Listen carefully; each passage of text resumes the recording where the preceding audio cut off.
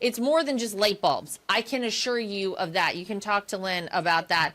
One of the things that Bill Maher said recently about this whole Mamdani vote, Liz, and I agree with him 100% on this, is he said every Democrat should be questioned as to whether or not they align with Mamdani. And I think the reason he's saying this is because it's a very slippery slope the Democrats are on right now.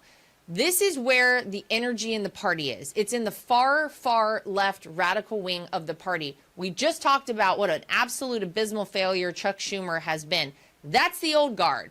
We're going to talk in a minute about a goodbye to Nancy Pelosi, who is also the old guard. These people are leaving. And I want to know, as an American, where does the Democrat Party, where's the other major political party in America stand on this guy, on these kind of policies we're discussing? It's interesting that a lot of people, Liz, like the Hakeem Jeffries of the world, didn't come out and say, I'm supporting Mamdani. They didn't say anything about it. So where does everyone stand? I think we need to hear from a lot of Democrats on him.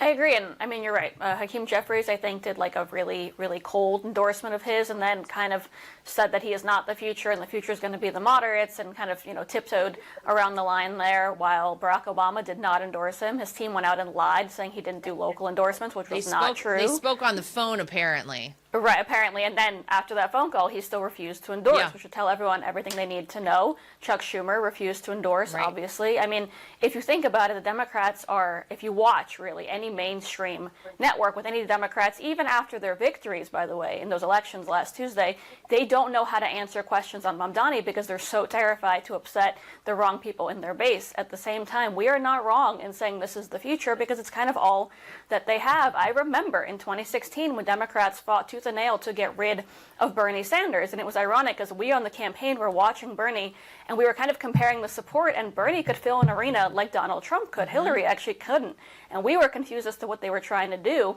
Then they fought to get rid of him in 2020, and now, ironically, he's the only person in his old age and his horrible ideas, the only person that can still fill a stadium when it comes to Democrats. It's Bernie Sanders, it's AOC, it's Mamdani, it's people screaming about taxing the rich and making sure we have no billionaires left, and oligarchy, which they probably can't even translate or give a definition for. But the reality is that's all that they have. So I don't really know why they're trying to avoid the subject so much. When you look at who shows up to these rallies, they have like a hammer and sickle on their shirt. They're screaming about socialism.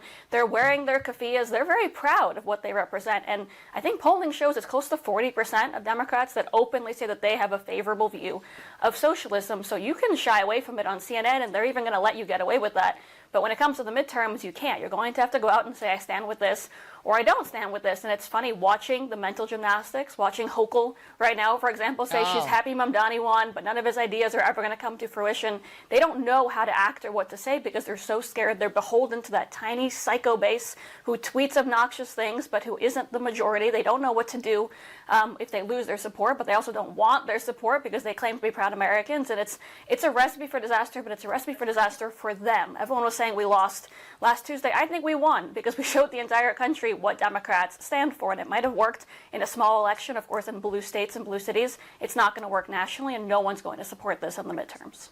Yeah, you got to pick a side, Libby. I think that's the thing. That's one of the things Donald Trump, if nothing else, should have taught people is that you need to know what you stand for, and you need to clarify that for the American people, for the people who, you want to represent, whether it's New York City, whether it's as a, congressman or woman, whether it's the United States Senate, whatever it is you're running for.